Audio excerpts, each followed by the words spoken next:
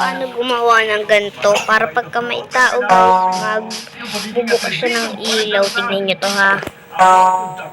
Nangunguha lang siya sa shift ng mga ilaw. Kaya guys, tara, tignan nyo to.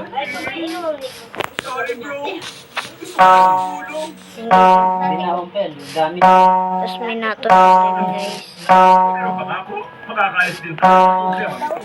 Dito guys, kakaiba siya. Ilaw lang yung narinig niya guys.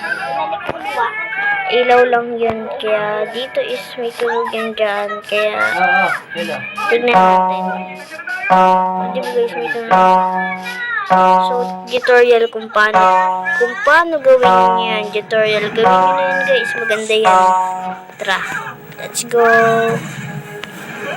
So, dibali guys, paumagahin muna natin. Ayan guys, dito tayo. Yan, dito.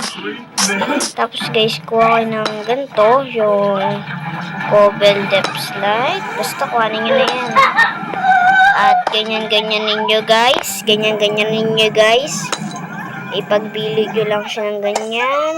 At ayan, ayan. Ayan. Ayan. Okay na guys. Tapos guys, ganyan. Ayan.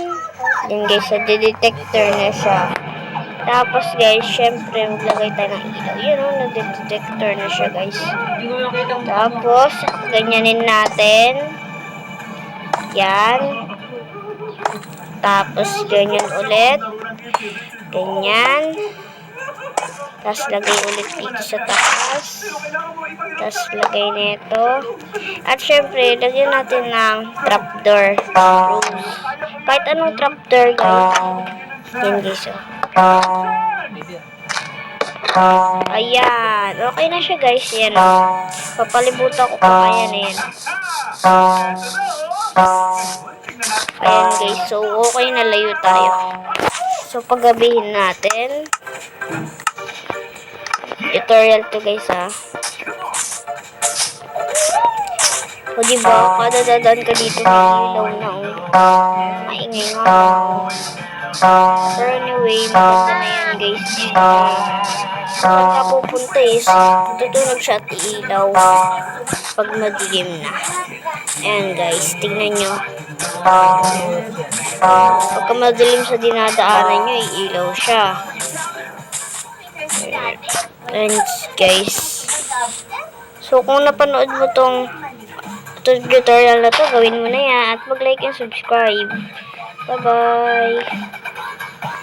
Bye-bye.